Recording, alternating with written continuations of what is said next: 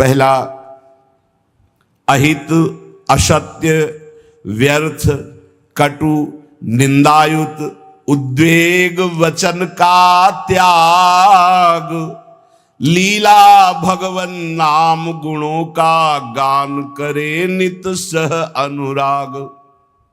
सबसे पहला, वाणी से भयंकर अपराध बन जाते हैं। घोर नरकों की प्राप्ति वाणी के अपराध से होती है।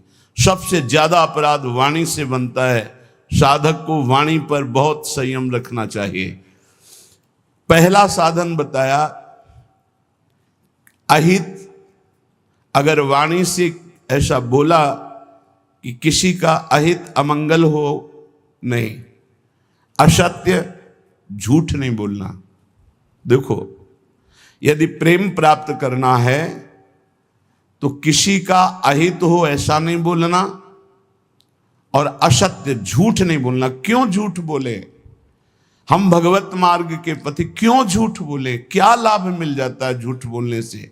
पर एक स्वभाव बन गया, झूठे ही लेना, झूठे ही देना, झूठे ही भोजन, झूठ चबेना। आओ, कहां से आ रहे हो? प्रसाद नहीं पाया है। जब नहीं पाया है तो स्पष्ट बोल दो, नहीं, पाने की इच्छा नहीं, अभी नहीं पाएंगे। पाया है, क्यों झूठ बोले? हर बात में झूठ नहीं, सत्य बोलना सीखो। यदि भगवत मार्ग में चलना चाहते हो, प्रेम प्राप्त करना चाहते हो, तो हमारे प्रभु सत्य नारायण है, सच्चिदानंद है, सत्य व्रतम, सत्य स्वरूप है वो। इसलिए वाणी से हमारी प्रार्थना है हर साधक से, झूठ बोलने का अभ्यास छोड़िए। जो भी होना होगा, हमसे गलती हुई, हमको दंड दे दो। कितना दंड दोगे? मृत्यु से बढ़कर कोई दंड नहीं। हम मृत्यु को स्वीकार किए हुए भगवत मार्ग के पथिक है। हम झूठ क्यों बोले?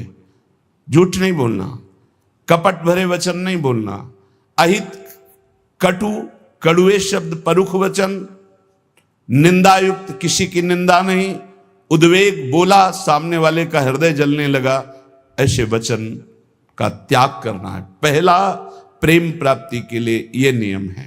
वाणी एक अमोल है, जो कोई बोले जान, हे तराजू तौल के तब मुख बाहरान।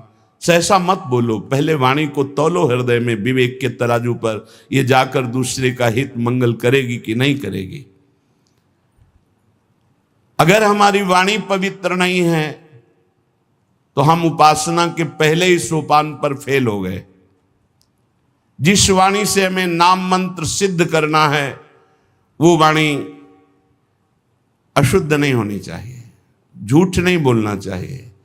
असत्य भाषण, अहितकारी, कटुवचन, परुख वचन, निंदायुक्त वचन और सांसारिक वार्ता, इसका त्याग कर दे। यदि प्रेम मार्ग में जाना है तो लीला भगवन नाम गुणों का गान करे नित सह अनुराग। वाणी को पावन करना है, भगवान के पावन नाम का जप, नाम का कीर्तन और लीला गुणों का गायन। जैसे श्रीमद चतुरासी जी 42 लीला, श्रीमद भागवत, जब हम लीलाएं गायन गाते हैं तो हमारे हृदय के सारे मोहमल का नाश हो जाता है। पाप का नाश करके एकदम हृदय निर्मल होने लगता है। सच्ची मानिए, भगवत चर्चा करते करते भगवान की झांकी आने लगती है। आप एकांत में कभी श्रीमद् भागवत पढ़िए, मनन कीजिए, रोना आ जाएगा। एकांत में चतुरासी जी को बार बार गाइए, झांकी आने लगेगी। जो पदों में लीला छुपी है वो प्रकाशित होने लगेगी। श्याम श्यामा प्रगट, प्रगट अक्षर निकट, प्रगट रस स्रवत अति मधुर बानी। सत्य बोलो, हितकर बोलो, दूसरों को सुख पहुंचाने वाली बात बोलो, भगवान नाम जप करो, भगवान नाम कीर्तन करो, भगवत लीला गुणगान करो। ये वाणी की तपस्या हो गई, ये वाणी की पावनता हो गई। और जो अपावन बात कही गई वो वाणी की त्याग दो। ग्राम्य कथा, लोक कथा, राजनीति की कथा, भोग कथा, ये सब छोड़ दे। किसी से किसी भी तरह का राग द्वेषात्मक वार्ता ना हो। मन से काम क्रोध लोभ के वेगों का करके परिहार। वाणी पहला। अब दूसरा कह रहे हैं कि मन, बड़ा योगदान है साधना में मन का। विषयों में लगा हुआ मन शत्रु है और प्रभु के चरणारविंद में लगा हुआ मन मित्र है। मन प्रभु में लग गया तो विश्व विजयी हो गए। जिसका मन सावई मनः कृष्ण पदारविंदयो, प्रिया प्रीतम के चरणारविंद में जा रहा है मन स्वाभाविक। बहुत बहुत धन्यवाद। अनंत जन्मों की उसकी सुकृत फलीभूत हो गए, साधना फलीभूत हो गई कि जो विषयाकार मन था वो भगवदाकार हो गया। जो विषयों का अवलंबन लिए था वो नाम रूप लीला का अवलंबन लेकर प्रेम में डूबने लगा। मन से हमारी वृत्तियां काम की उत्पन्न होती हैं। काम में बाधा पड़े तो क्रोध आ जाती, पूर्ति हो तो लोभ हो जाता है। नाना प्रकार के दोष उत्पन्न होते हैं काम से। ये मन सदैव काम कामना वासना इसी में भ्रमण करता रहता है। काम कामना वासना मन ते कर अति दूर, अति दूर इनका प्रवेश भी ना हो हमारे मन में। इन वेगों का परिहार कर दे तो कैसे? जब निरंतर अंदर नाम चलाया जाता है ध्यान सहित। ध्यान दीजिए, वाणी को पवित्र करने का उपाय बताया गया। वाणी को अपवित्र कैसे किया जाता है वो बातें बताई गई, उनका त्याग कर दे। अब मन सबसे ज्यादा काम भोग का चिंतन करता है। उसकी कामना ही प्रधान वो वृत्ति है जो हमें संसार में फंसाती है। कामना की पूर्ति में लोभ होता है और भोगे, और कामना की अपूर्ति से बाधा पड़ने पर क्रोध होता है। बड़े बड़े चाहे कोई भी हो, क्रोध आते ही मूढ़ता छा जाती है। मूढ़ता छाते ही स्मृति नष्ट हो जाती है। स्मृति नष्ट होते ही बुद्धि भ्रष्ट हो जाती है। बुद्धि भ्रष्ट होना ही सर्वनाश कहा गया है। ध्यायतो विषयान पुंसा संगास्ते सुपजायते, संगात संजायते कामा, कामात क्रोधो भिजायते, क्रोधात भवति सम्मोहा, सम्मोहा स्मृति विभ्रमा, स्मृति भ्रंशात बुद्धिनाशो, बुद्धिनाशात प्रणश्यति, सर्वनाश हो जाता है। इसलिए विषयों का ध्यान ही ना हो पावे, विषयों का चिंतन ही ना हो पावे तो कैसे? अंदर ध्यान सहित नाम जप करो। यदि रूप का ध्यान हो रहा है तो ठीक है, नहीं तो नाम का ही ध्यान करो। जो नाम जप कर रहे हो उसी का ध्यान करो। राधा बार बार ध्यान करते हुए नाम जप करो। लीला भगवत गुण नामों का करे नित्य चिंतन अविकार। अविकार स्थिति प्राप्त करने के लिए, हृदय रूपी गुफा के अंधकार को दूर करने के लिए नाम का, प्रभु के रूप का, प्रभु की लीलाओं का चिंतन करें। जैसे हम जिह्वा से लीलाओं का गुणगान करते हैं, नाम कीर्तन करते हैं, वाचिक नाम जप करते हैं या उपांश नाम जप करते हैं, तो ये वाणी की पवित्रता हुई, मंगल है। पर हृदय रूपी गुफा में जो काम क्रोध चोर छुपे हुए हैं, इनको हटाने की अभी सामर्थ्य नहीं। इनको हटाने के लिए उतरना पड़ेगा गुफा में, नाम को उतारना पड़ेगा हृदय रूपी गुफा में। या तो ध्यान चल रहा है और या तो नाम ध्यान सहित चल रहा है। ध्यान सहित नाम जब एक एक अक्षर मात्रा का ध्यान करते हुए तो वही रूप प्रकाशित हो जाएगा। लीला गायन करे तो हमें 5 अध्याय करने हैं भागवत के, ऐसा नियम न ले। 5 श्लोक पढ़े पर खूब डूब के पढ़े कि क्या कहा जा रहा है, कौन सी लीला गायन, मेरे प्रभु क्या लीला कर रहे हैं, ऐसे। और जो रस ग्रंथ है इनके अर्थ पर विचार न करे, इनका केवल गायन करे। ये अर्थ विचार करने की सामर्थ्य प्रकाशित करेंगे गायन करते करते। रटत रटत कहत कहत सुनत सुनत रसरीति जानी। जब रटते रहोगे, कहते रहोगे, सुनते रहोगे तो ये रसरीति समझ में आएगी। कहत और सुनत रसरीति जानी, ताहि तज कबहूं गाउन कबहूं कछु, प्राण रमि रही हरिवंश बानी। ऐसी निष्ठा, ऐसा भाव, निरंतर गायन, तो चिंतन का अधिकार प्राप्त हो जाता है। जब मन से नाम का चिंतन, रूप का चिंतन होता है तो ये काम क्रोध लोभ मोह मद मत्सर्य अंधकार में ही टिकते हैं। नाम का प्रकाश होते ही ये सब भाग जाते हैं। परम प्रकाश रात दिन बना रहता है नाम का। ऐसा सुंदर सुख है नाम का। वो कैसे वाणी में सामर्थ्य नहीं कि वर्णन किया जा सके।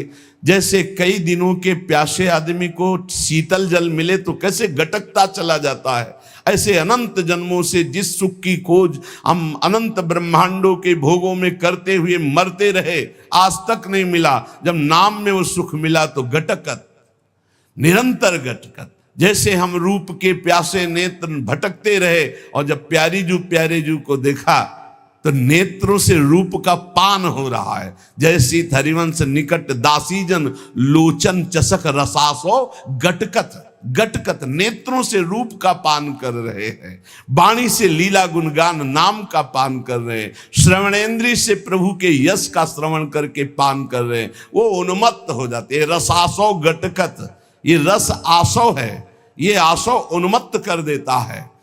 तो मन निष्काम हो गया। नाम और ध्यान ये पद्धति है। देखो छाणिदय माननी मान मन धरिबो वाले पद में आओ तो देखो कैसे प्रभु पद्धति बता रहे। जपत हरि विवश तव नाम प्रतिपद विमल और मनसि तव ध्यान ते निमिष नहीं टरिबो। एक साथ दोनों बात, जप हो रहा है वाणी से तो मन से एक निमिष के लिए भी ध्यान में नहीं छूट रहा, ध्यान नहीं छूट रहा। हित सजनी जो कह रहे हैं प्यारी जो से, पहली बात तो प्रणत हैं आपके लाडली जो, आपको मान धारण नहीं करना है। प्रणत सुंदर सुघर प्राण वल्लभ नवल बचन आधीन सोईतो कत करिबो। और स्थिति जपत हरि विवश तव नाम प्रतिपद विमल मनसि तव ध्यान ते निमिष नहीं टरिबो। और इधर हनुमान जी महाराज श्री जानकी जी की स्थिति वर्णन कर रहे हैं। अशोक वाटिका में बैठे, नाम पाहरू दिवस निशि ध्यान तुम्हार कपाट, लोचन निज पद जंत्रित जाहि प्राण के ही बाट। आप कैसे समझोगे जानकी जी की स्थिति को? प्रभु आपका नाम रात दिन पहरा दे रहा है, नहीं तो कब प्राण निकल गए होते। और आपका ध्यान कपाट की तरह दरवाजा बंद किए हुए, हृदय में राम रूप का ध्यान है, जिह्वा पे नाम आठों पहर चल रहा है, इसीलिए जानकी जी को प्राण नहीं गए, नहीं तो कब छूट गए होते। नाम पहारू दिवस निज ध्यान तुम्हार कपाट, लोचन निज पद जंतित जाहि प्राण के बाद। और यहाँ सजनी जू लाल जू के लिए करे, जपत हरि विवश तव नाम प्रतिपद विमल मनसि तव ध्यान ते निमिष नहीं टरिबो। प्यारी जो बचन आधीन सो हितो कत करिबो। जो आपकी केवल आज्ञा हो उसका पालन करने पे तत्पर है, उनके साथ आपको मान उचित नहीं।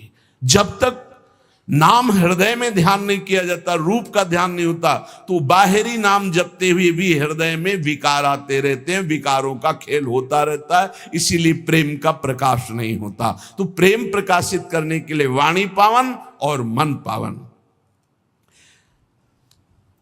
अब प्राण पवित्र करो। प्राण कैसे? प्राण आहार से अशुद्ध और शुद्ध हो जाते हैं।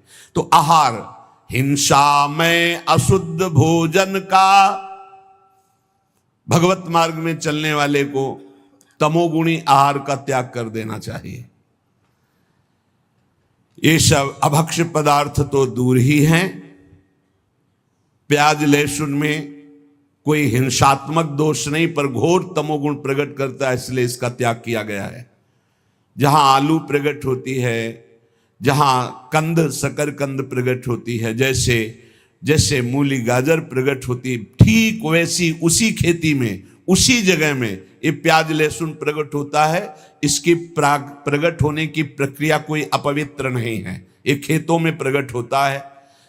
लेकिन ये घोर तमोगुणी है, ये भजन में बहुत बाधक है। जब तक आपका हृदय प्राण मन वाणी ये पवित्र नहीं होंगे तब तक आप भगवत साक्षात्कार नहीं कर सकते। तो पवित्रता के लिए इसका त्याग किया गया है।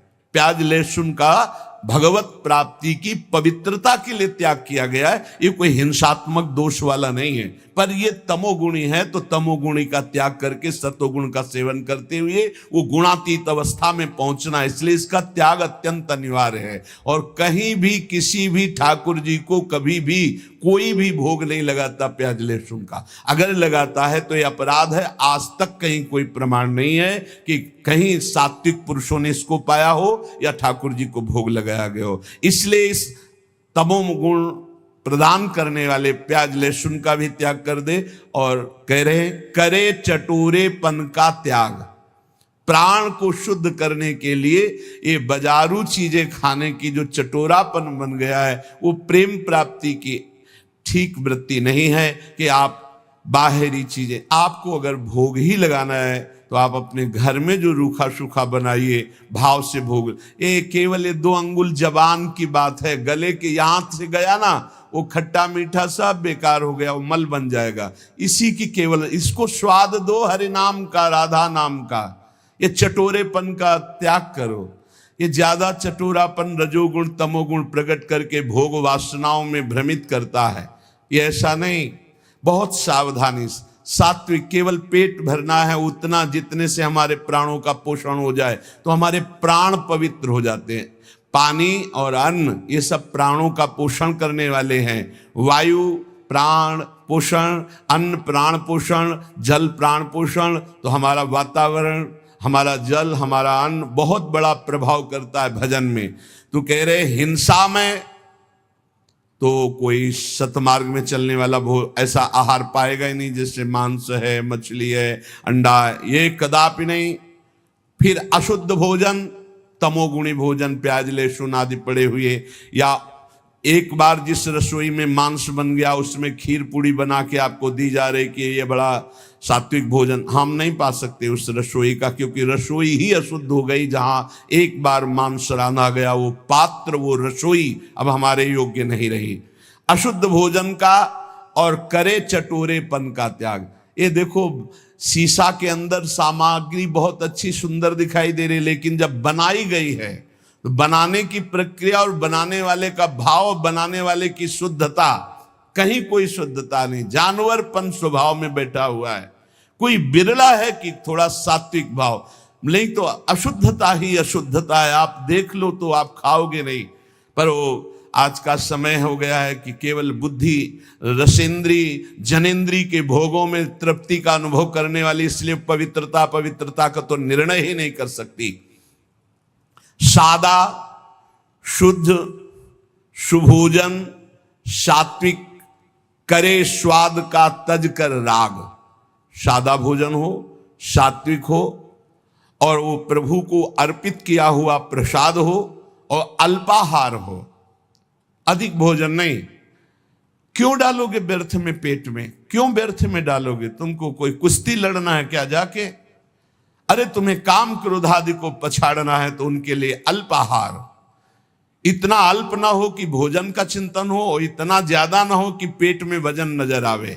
सात्विक, कम स्वाद वाला और भगवत प्रसाद अर्पित किया हुआ भोजन, इससे आपका प्रेम मार्ग पुष्ट होगा, प्राण पवित्र होंगे।